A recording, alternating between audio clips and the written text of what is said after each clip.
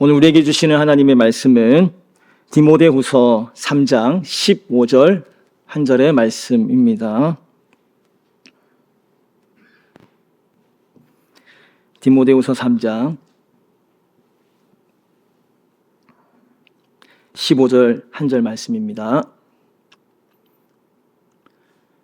다 같이 읽도록 하겠습니다. 또 어려서부터 성경을 알았나니 성경은 능히 너로 하여금 그리스도 예수 안에 있는 믿음으로 말미암아 구원에 이르는 지혜가 있게 하느니라. 아멘. 오늘도 예배 오신 여러분을 주님의 이름으로 환영합니다. 아까 집사님께서 그런 말씀 해주셨습니다. 말씀이 곧 하나님이시고 또 이번 그 강의를 통해서 우리 성도님들이 더 말씀을 가까이 하는 시간이 되었으면 좋겠다, 그렇게 말씀해 주셨는데 그리 되어야 할 텐데 그런 부담감이 느껴지더라고요. 어쨌든 이제 공부니까, 그죠?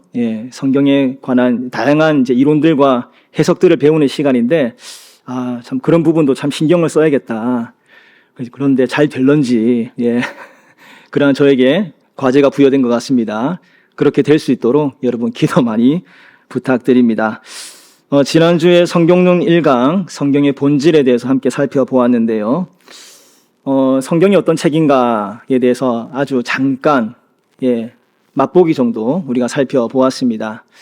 그 성경이 어떤 책인지를 살펴보기 전에 우리가 먼저 왜 우리가 성경이 오늘날 필요한가, 21세기를 살아가는 오늘날 시대에 2000년 오랜 역사를 담고 있는 이 책이 오늘날 우리에게 왜 필요한 책일까에 대해서 함께 잠깐 살펴보았습니다.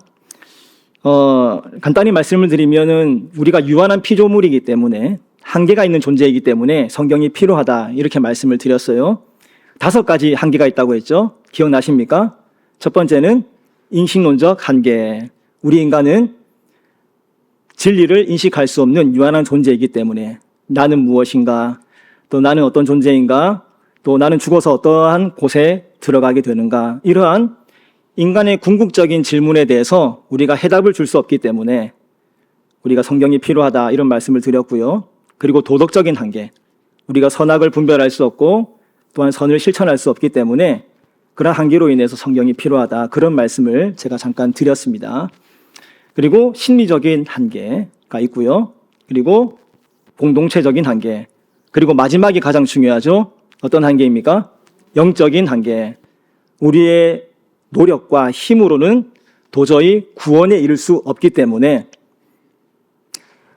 성경을 통해서 그 구원의 길이 제시가 되었고, 성경을 통해서만 우리가 구원을 받고 하나님의 자녀가 될 수 있기 때문에 그러한 길을 제시해 주는 것이 성경이기 때문에 우리에게 오늘날의 성경이 가치가 있다는 것을 말씀을 드렸습니다.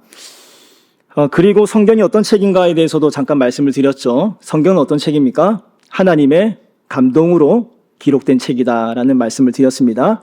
하나님의 감동으로 기록되어 있다는 것은 하나님의 숨결이 거기에 담겨져 있다라는 말이고, 그리고 인간의 생각과 경험을 통해서 기록된 책이 아니라 철저하게 성령께서 영감을 주셔서 1600년 동안 40여 명의 사람에게 영감을 주셔서 하나님의 통제 속에 기록된 책이 바로 성경이다. 그래서 단순히 인간의 책이 아니라 하나님의 영감으로 된 책이다라는 의미가 있고요. 두 번째는 뭐예요?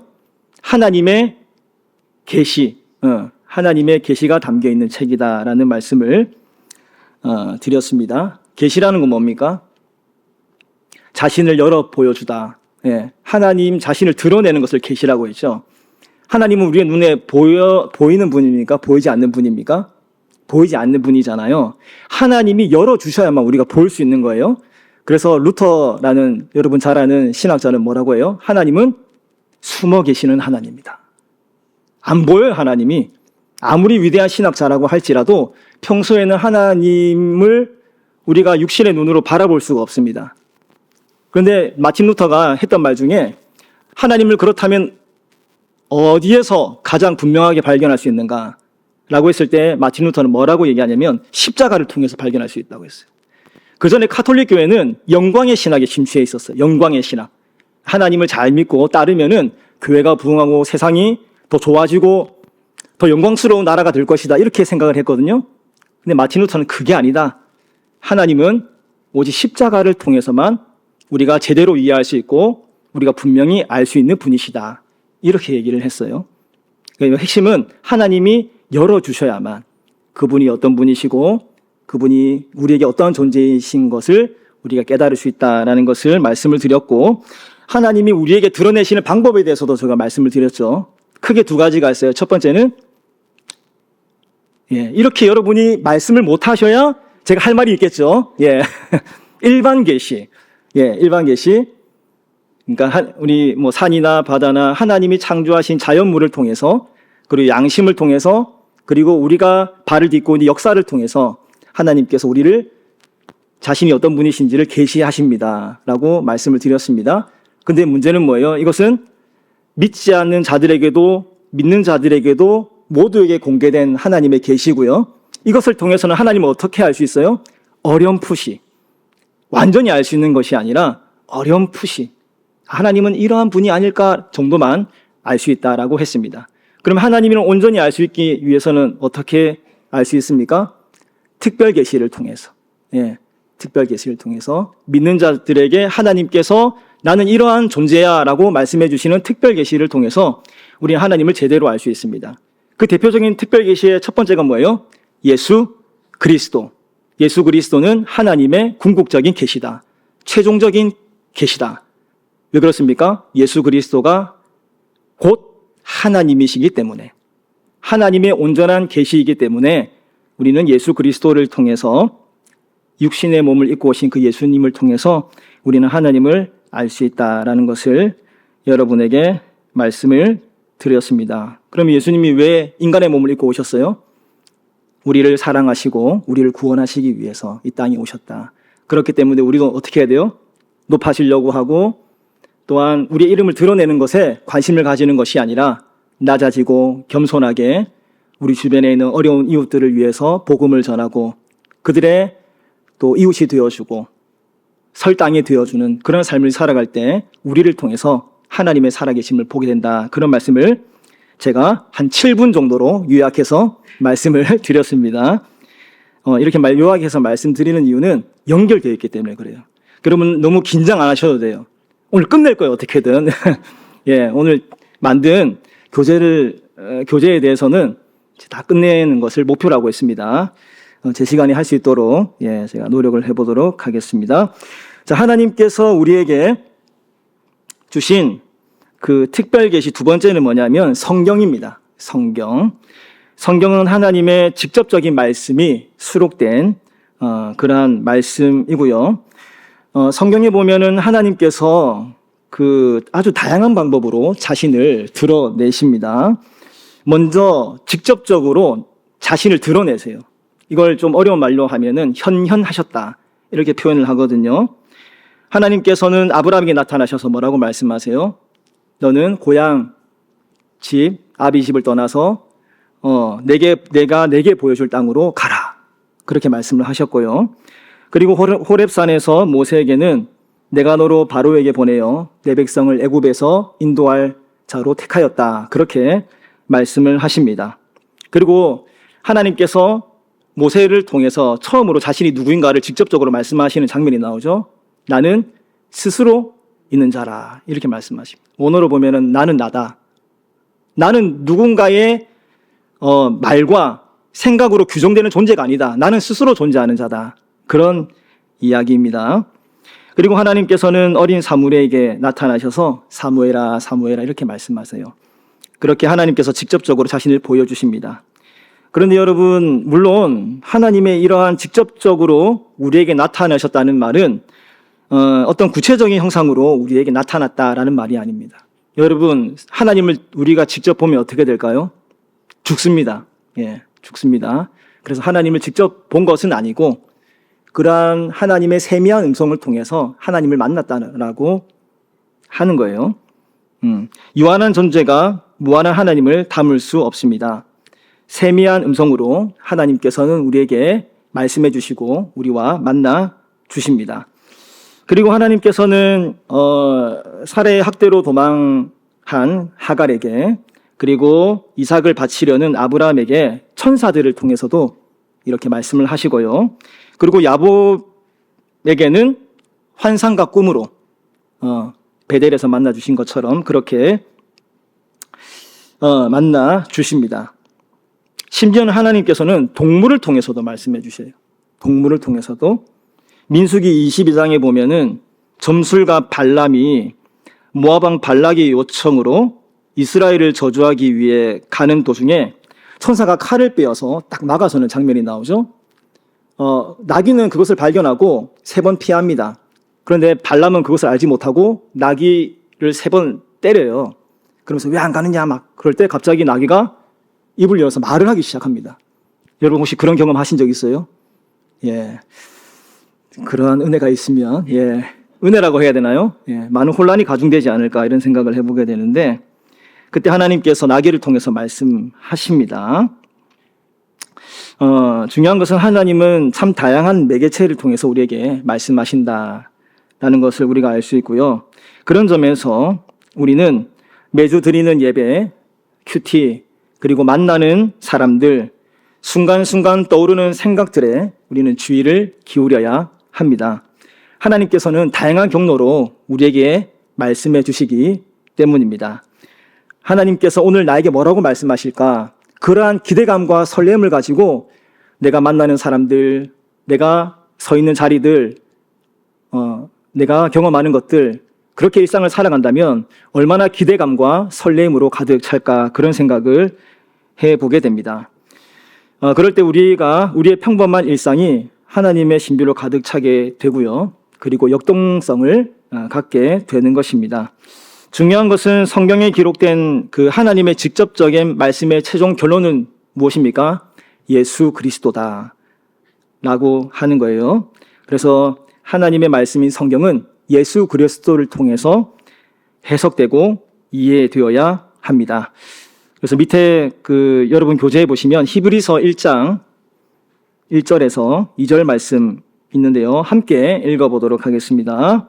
옛적에 선지자들을 통하여 여러 부분과 여러 모양으로 우리 조상들에게 말씀하신 하나님이 이 모든 날 마지막에는 아들을 통하여 우리에게 말씀하셨으니 이 아들을 만유의 상속자로 세우시고 그로 말미암아 모든 세계를 지으셨느니라 라고 합니다.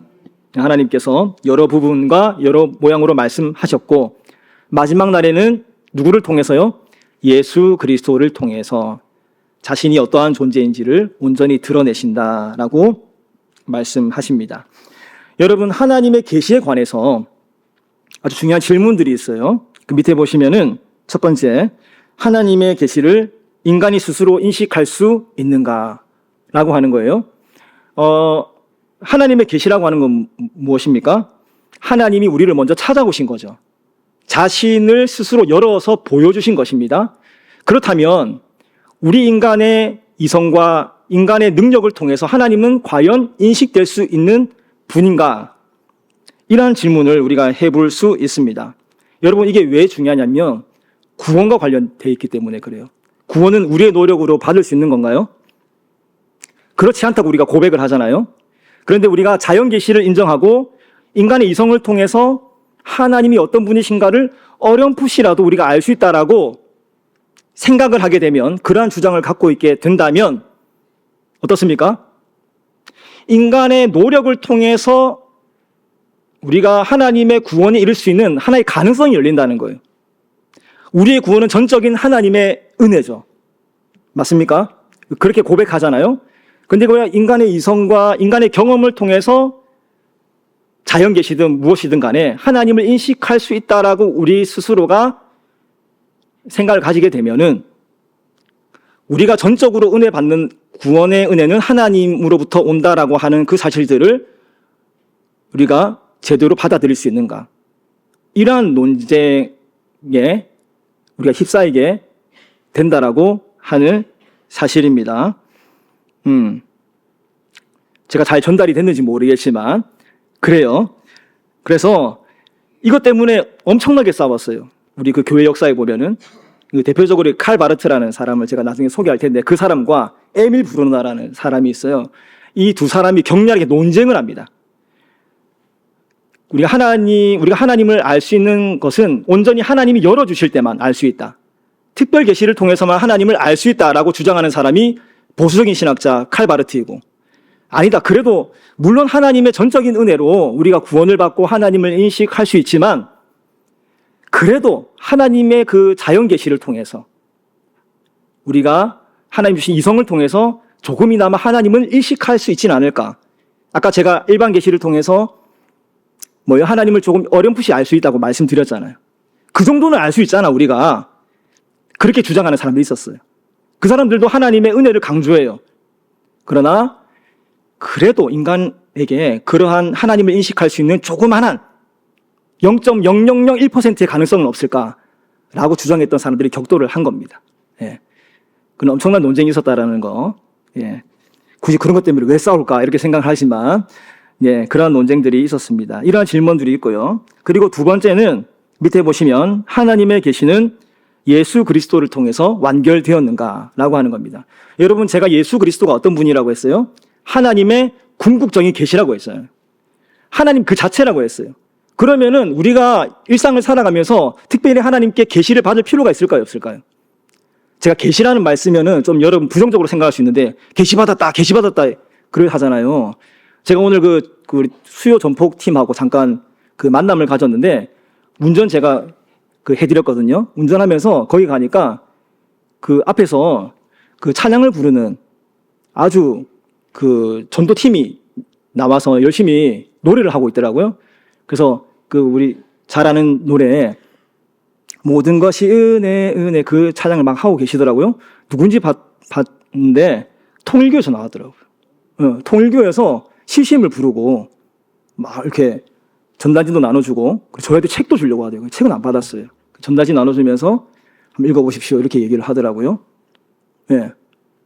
그러니까 계시하면 우리가 좀 부정적인 인식을 가질 수 있는데 계시라고 하는 것은 하나님이 자신을 열어 보여주신 것이고 그걸 통해서 하나님이 어떤 분이신가를 우리가 알 수 있잖아요. 예. 그러면 예수 그리스도가 궁극적인 계시라면, 하나님의 계시라면 우리가 굳이 하나님의 음성을 들을 필요가 있을까요, 없을까요? 우리가 말씀을 통해서 다 알 수 있잖아요. 예수 그리스도가 어떤 분이시고 예수님이 이렇게 말씀하셨으니 우리 예수님의 가르침대로 살면 되지 굳이 하나님이 나에게 음성을 들려주십시오, 나에게 말씀해 주십시오 이렇게 말씀할 필요가 없잖아요. 근데 여러분, 우리는 어떤 하나님을 믿습니까? 지금도 우리에게 말씀하시는 하나님, 지금도 우리의 삶 가운데 역사하시는 하나님, 그 하나님을 믿잖아요. 믿으시죠?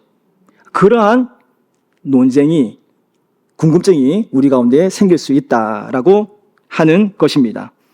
여러분, 계시록에 보면 귀 있는 자는 성령이 교회들에게 하시는 말씀을 들을지어다 이렇게 말씀했어요. 들어야 돼, 하나님의 음성을. 예수 그리스도를 통해서 하나님이 말씀하셨지만 그 예수 그리스도의 그 말씀이 오늘날 우리에게도 동일하게 우리의 삶 속에 현재화되어서 구체적으로 어떻게 삶을 살아가고 우리의 삶을 인도해 나갈 것인가에 대한 부분은 끊임없이 하나님께서 우리에게 말씀하세요. 그래서 그 하나님의 말씀을 우리가 들어야 하고 그 말씀을 우리가 실천해야만 합니다. 예, 그 살아계신 하나님이 지금도 자신을 계시하시고 우리가 그 말씀에 순종하기를 원하고 계십니다. 그리고 하나님의 계시가 일어날 때 우리에게 어떠한 일이 발생하는가 생각해 보아야 하겠습니다. 자, 세 번째로 성경은 어떤 책인가? 하나님을 경험한 사람들의 증언입니다. 성경은 하늘에서 직접 떨어진 책이 아니라 하나님을 만나고 경험한 사람들이 성령의 감동 가운데 기록한 시간의 증언이다 라고 말씀드릴 수 있을 것 같습니다. 그러면은 하나님을 경험한 사람들에게 어떠한 일이 구체적으로 일어나는가? 새로운 자기 이해를 불러일으킨다 라고 말씀드릴 수 있습니다. 그래서 그 밑에 표를 보시면은 대표적인 세 인물을 제가 소개해 드렸습니다. 첫 번째는 모세인데요. 모세가 하나님을 만나기 전에 어떻게 됩니까? 살인자였고 도망자였고 실패자였습니다. 근데 만난 이후에는 이스라엘 지도자가 되었어요. 베드로는 어부였죠. 그런데 예수님을 만난 이후에 죄인임을 깨닫고 예수님의 제자가 됩니다. 그리고 사울은 어떻습니까? 바울, 교회를 박해한 율법주의자였는데 은혜로 부름받은 사도가 되었고 스스로 내가 죄인 중에 괴수로구나라는 자기 인식을 갖게 되었습니다. 여러분, 성경에서 하나님을 경험한 사람들의 공통점이 있어요. 뭐냐면 자신이 얼마나 유한한 존재인가를 스스로 깨달았다라고 하는 거예요. 하나님 앞에서 내가 얼마나 작은 존재인지를 스스로 인식했다는 것입니다. 그래서 베드로가 예수님의 말씀에 의지하여서 그물을 내렸더니 그물이 찢어질 만큼 엄청난 많은 고기를 잡게 되었죠. 그때 베드로가 어떻게 합니까? 역시 예수님 타점이 참 좋으십니다. 그렇게 한 게 아니라 예수님의 무릎 아래 엎드려 나를 떠나소서 저는 죄인입니다. 이렇게 고백합니다. 여러분, 비트겐슈타인이라는 철학자가 있는데 그 사람은 우리가 이렇게 얘기를 해요. 우리가 말할 수 있는 것만 말하고 말할 수 없는 것에 대해서는 침묵해야 된다. 이렇게 얘기를 했습니다. 여러분, 욥 기억하시죠? 욥이 처음에는 하나님을 잘 믿었잖아요. 그런데 욥이 이유 없는 고난을 겪게 되면서 그 친구들에게 자기 변론을 막 하잖아요. 나름대로 타당성이 있습니다. 그런데 친구들과 변론을 주고받다가 자신의 변론을 멈추는 때가 나타나요. 언제입니까? 하나님이 직접 나타나실 때. 저는 이렇게 해서 옳습니다. 저는 아무런 문제가 없습니다. 저는 무죄합니다. 이렇게 주장을 하다가 나중에 하나님이 딱 등장하시니까 모든 자신의 주장과 정당성을 주장하지 않습니다. 여러분, 하나님을 체험한다는 것은 그런 거예요. 무한하신 하나님을 체험하게 되는 순간 우리의 존재가 너무나 작고 보잘것없고 유한하다는 사실을 우리가 인식하게 됩니다. 그러면서 어떻게 됩니까? 우리 스스로가 겸손해져요. 겸손해집니다. 여러분, 예수 믿는 사람들 중에 교만한 사람은 하나님을 안 만난 사람입니다. 겸손해질 수밖에 없어요. 무한하신 하나님을 경험했는데 겸손해지지 않고 낮아지지 않고 섬기지 않고 나는 납니다. 내가 낸데 이렇게 하는 사람은 정말 하나님을 체험한 사람인가? 우리가 스스로 한번 돌아볼 필요가 있습니다. 두 번째로 하나님을 경험한 사람은 우리 안에 있는 무한한 가능성을 발견하게 됩니다. 나의 유한성도 발견하지만 하나님 안에서 내가 얼마나 대단한 존재인가를 발견하기도 해요. 그래서 모세는 하나님을 만나서 이스라엘의 지도자가 되었고요. 베드로는 예수님의 제자가 되었습니다. 바울은 예수님을 박해하던 자에게서 사도가 되었습니다. 비록 우리는 인식의 한계가 있고 도덕적인 한계가 있으며 영적인 한계가 있지만 하나님께서 우리를 들어 사용하시면 우리의 생각을 뛰어넘어 하나님께서 우리를 통하여 놀라운 일들을 이루어 가십니다. 그리고 마지막으로 또 하나님의 말씀에 순종하며 제자의 길을 걸어가며 교회와 하나님의 나라에 헌신하게 됩니다. 하나님을 경험한 사람들의 모습이라고 할 수 있겠습니다. 그리고 마지막으로 성경은 오늘도 살아서 역사하시는 하나님의 말씀입니다. 그 관련한 1번 보시면 성경은 과거의 사건과 교훈을 기록한 오래된 책이지만 동시에 오늘도 살아서 우리의 삶 가운데 역사하시는 하나님의 말씀이다 라고 말씀입니다. 그래서 관련 말씀 히브리서 4장 12절 말씀에 보시면 하나님의 말씀은 살아있고 활력이 있어 좌우의 날선 어떤 것보다도 예리하여 혼과 영과 및 관절과 골수를 찔러 쪼개기까지 하며 또 마음의 생각과 뜻을 판단한다 라고 했습니다. 하나님의 말씀이 우리의 영혼을 변화시킨다라고 하는 것이죠. 우리 스스로의 모습을 철저히 부수고 새로운 존재로 변화시킨다라는 말씀입니다. 그리고 밑에 사도행전 19장 20절 말씀에 보시면은 주의 말씀이 힘이 있어 흥왕하여 세력을 얻느니라 라고 했습니다. 여기서 세력을 얻는다는 말은 영향력을 끼친다는 말이에요. 그래서 하나님의 말씀은 우리의 자신을 변화시킬 뿐만 아니라 그 하나님의 말씀을 경험한 사람들을 통해 주변 사람들을 변화시키는 그런 놀라운 살아있는 하나님의 말씀이다 라고 할 수 있겠습니다. 그래서 그런데 이 하나님의 말씀이 역사를 일으킬 때는 뭐예요? 하나님의 말씀을 인간의 말로 받지 않고 하나님의 말씀으로 받을 때 그러한 역사가 일어납니다. 그 밑에 보시면 데살로니가 2장 13절 말씀에 있습니다. 우리 함께 읽어보겠습니다. 시작. 이러므로 우리가 하나님께 끊임없이 감사함은 너희가 우리에게 들은 바 하나님의 말씀을 받을 때에 사람의 말로 받지 아니하고 하나님의 말씀으로 받음이니 진실로 그러하도다. 이 말씀이 또한 너희 믿는 자 가운데서 역사하느니라. 아멘. 여러분, 하나님의 말씀을 사람의 말로 받지 아니하고 하나님의 말씀으로 받을 때 역사가 일어난다. 이렇게 말씀을 합니다. 이를 가장 잘 보여주는 그 성경이 저는 마태복음 13장이라고 생각을 해요. 거기 보면 어떤 비유가 나옵니까? 씨 뿌리는 자의 비유가 나오죠. 그러면서 농부는 4개의 밭에 각각 씨를 뿌립니다. 길가에, 그리고 돌짝밭에, 가시떨기에, 그리고 옥토에 씨를 뿌립니다. 어디에만 열매를 맺습니까? 옥토에. 옥토에 뿌린 씨만이 열매를 맺어서 30배, 60배, 100배. 마태복음은 이걸 뒤집죠. 100배, 60배, 30배. 그리고 누가복음에는 30배, 60배, 100배 이런 식으로 다른 본문에는 그렇게 기록이 되어 있습니다. 중요한 것은 우리가 하나님의 나라의 그 복음, 하나님의 말씀을 받을 때 우리의 마음밭이 중요하다라고 하는 거예요. 그 씨 뿌리는 비유에서는 씨가 중요한 게 아닙니다. 하나님의 말씀은 거룩하고 영원한 것이죠. 문제가 없습니다. 그러나 하나님의 말씀을 어떠한 자세로 받는가에 따라서 열매가 맺히기도 하고 그러지 못한다라는 말씀입니다. 마찬가지로 우리가 성경을 하나님의 말씀으로 받을 때 우리는 많은 열매를 맺게 되고 하나님의 역사를 경험할 수 있게 되는 것입니다.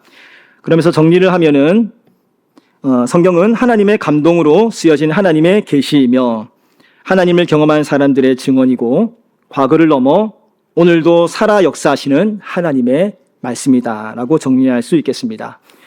자, 그 다음으로 성경의 중심 주제에 대해서 함께 살펴보도록 하겠습니다. 첫 번째 성경의 중심 인물입니다. 성경의 중심 인물은 예수 그리스도다라고 말씀드릴 수 있겠습니다. 그래서 구약과 신약을 이 예수 그리스도의 관점에서 정리할 수 있겠는데요. 구약은 오실 예수 그리스도, 그리고 신약은 오신 예수 그리스도를 증언한 책이다라고 말씀을 드릴 수 있겠습니다. 그래서 밑에 박스에 보시면은 마태복음 본문이 나와요. 마태복음 1장과 2장에 그 말씀이 나오는데 이 말씀은 다 구약에 있는 말씀을 인용해서 신약에 기록한 책입니다. 기록한 말씀입니다. 이것이 무슨 의미를 담고 있습니까?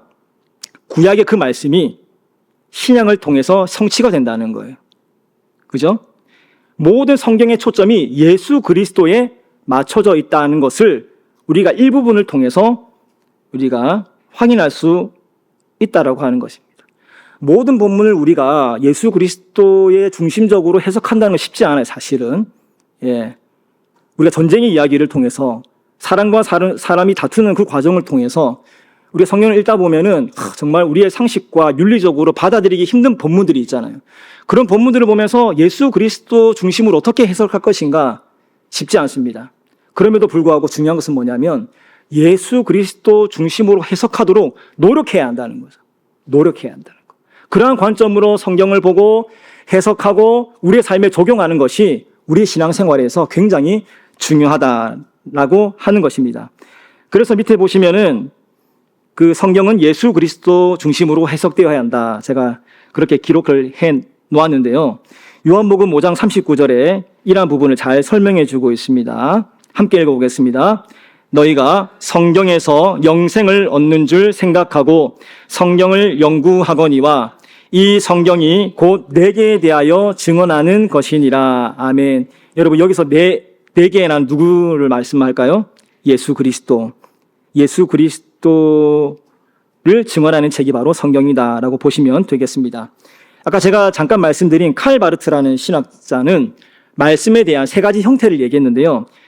그가 생각할 때는 말씀이 세 가지 형태를 가지고 있대요. 첫 번째는 뭐냐면 기록된 말씀입니다. 제가 빈칸으로 해놨죠. 예. 오늘 이걸 바꿀까 하다가 그냥 빈칸으로 해놔봤습니다. 예. 빈칸이 많이 없기 때문에 필기구가 없어도 충분히 기억하실 수 있겠다라는 생각이 들어서 예. 그렇게 해봤습니다. 기록된 말씀. 예. 그리고 계시된 말씀. 계시된 말씀. 그리고 세 번째는 뭘까요? 제가 그 교육부서였으면 막 사탕 가지고 이렇게 막 들이면서 할 텐데, 예, 그렇게는 할 수는 없고, 선포된 말씀, 예, 입니다. 여러분, 기록된 말씀은 뭐예요? 성경. 계시된 말씀은? 자, 계시된 말씀. 여러분이 지금까지 공부하셨어요. 하나님의 온전한 계시. 예수 그리스도. 예수 그리스도가 곧 말씀이라고 했어요. 아까 우리 집사님도 말씀해 주셨지만, 기도하는 집사님이 말씀이 곧 하나님이시다. 요한복음에도 그러죠. 말씀, 예, 말씀이 태초에 말씀이 계시니라. 그 말씀이 누굽니까? 예수 그리스도잖아요. 예, 그 말씀은 또 하나님이시다. 이렇게 말을 하는데 계시된 말씀은 예수 그리스도. 그리고 세 번째 말씀은 뭘까요? 선포된 말씀. 설교. 예, 설교를 우리가 선포된 말씀이라고 합니다. 여기서 가장 중요한 게 뭘까요? 예수 그리스도. 역시 예, 성경이라고 말할 뻔하다가 예, 예수 그리스도가 답이 많았던 것 같아요. 예수 그리스도. 왜 그렇습니까? 그분이 그 자체가 하나님이시잖아요. 예. 여러분, 성경은 하나님의 말씀이죠. 근데 하나님 자체는 아니십니다. 하나님이 자신을 직접적으로 드러내서 보여준 아주 신빙성 있는 말씀이긴 하지만, 책이긴 하지만 곧 하나님은 아니세요. 그러나 예수 그리스도는 곧 하나님이시고, 그렇기 때문에 성경은 그 하나님의 궁극적인 계시인 예수 그리스도를 근거로 해서 해석되어야 합니다. 설교도 마찬가지죠. 설교는 뭐예요? 하나님의 온전한 계시인 계시된 말씀 예수 그리스도를 통해서 선포되어야 합니다. 그게 가장 이상적인 설교이고 하나님이 기뻐하시는 설교이고, 예, 우리 영혼에도 도움이 되는 말씀이다라고 말씀드릴 수 있겠습니다. 그런 측면에서 기록된 말씀 성경은 늘 예수 그리스도 중심으로 해석이 되어야 합니다. 예수 그리스도 중심적 해석이라고 하는 것은 예수님의 성품과 그분이 선포한 하나님 나라의 가치가 드러나는 그러한 해석으로 이해되어야 한다는 의미라고 할 수 있겠습니다. 즉 하나님 나라의 가치인 사랑과 정의와 평화와 환대와 같은 가치가 본문 속에서 드러나야 합니다. 여러분, 창조 이야기를 보면서 우리가 무엇을 뽑아낼 수 있을까요? 이 아름다운 세계를 지으신 분이 하나님이시며, 그리고 이 세상을 우리에게 위임해 주셨다는 사실. 그래서 우리에게 위임해 주신 그 아름다운 세계들을, 자연과 사람들을 함부로 대하지 말고 예수님처럼 귀히 되어야 한다는 사실을 우리가 깨달을 수 있어야 하겠습니다.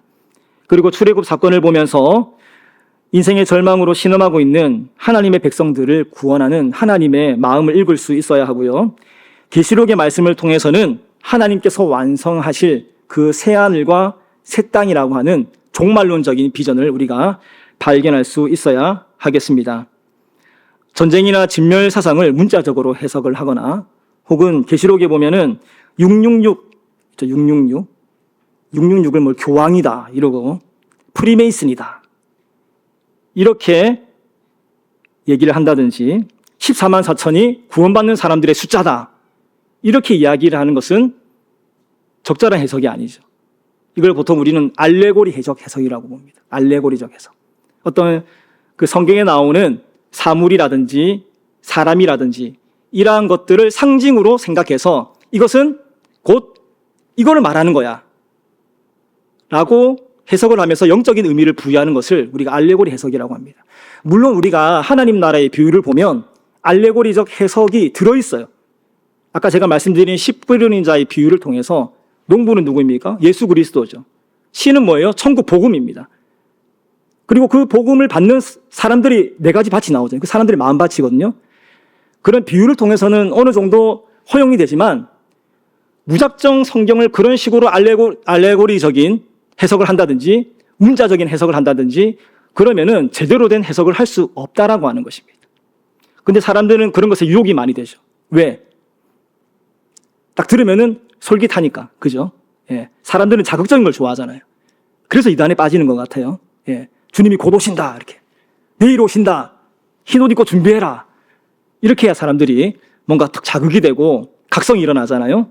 그래서 이제 그러한 해석들을 하는 이단들이 많은데 우리가 거기에 마음을 빼앗기지 않고 성경은 예수 그리스도 중심으로 해석이 되어야 하고 어떤 역사적 배경과 문화적 배경과 그리고 하나님이 이 말씀을 통해서 우리에게 말하고자 하는 것이 무엇일까 거기에 집중하면서 성경을 해석할 때 우리는 올바른 성경 해석을 할 수 있다라고 말씀드릴 수 있겠습니다. 자, 그리고 성경의 중심 메시지는 하나님의 나라입니다. 제가 좀 빨리 하도록 하겠습니다. 하나님의 나라는 이 땅에서의 하나님의 통치를 말합니다. 그래서 누가복음 17장 20절에서 21절 말씀해 보시면 하나님의 나라는 볼 수 있게 임하는 것이 아니요 하나님의 나라는 너희 안에 있느니라 라고 했습니다. 이 너희 안에라는 말은 헬라어로 엔토스라는 말인데 인이라는 영어로 인이라는 말도 있지만 어몽이라는 말도 있어요. 그래서 너희 가운데 이런 의미입니다. 그래서 즉 예수 그리스도로 시작된 하나님의 나라는 하나님을 사랑하고 이웃을 사랑하며 복음을 전하는 너의 공동체 안에 있다. 이런 말입니다. 하나님의 나라는 여기 있다 저기 있다 말하지 못하는 거죠. 다만 우리가 하나님의 나라의 가치를 실천할 때 그 자리에 임하는 것입니다. 함께 기도할 때 우리가 하나님의 나라가 임하는 것이고요. 약한 자를 돌볼 때 하나님의 나라가 임하는 것이고 복음을 전할 때 그 즉시 하나님의 나라가 우리 가운데 임하는 것입니다. 여러분 믿으십니까? 그게 하나님의 나라가 시작된 것이고 임하는 것이에요. 그래서 구약에 나타난 하나님의 예표 보시고요. 신약에 나타난 하나님의 나라 제가 하나님 나라의 비유를 통해서 이렇게 살펴볼 수 있습니다. 그래서 마태복음 13장에 보면 씨 뿌리는 비유가 나오고요. 가라지 비유, 겨자씨 비유, 누룩의 비유, 보아 진주의 비유 20장에는 포도원 품꾼의 비유가 나오고 25장에는 열처녀의 비유가 나오고 달란트의 비유가 나오고 양과 염소의 비유가 나옵니다.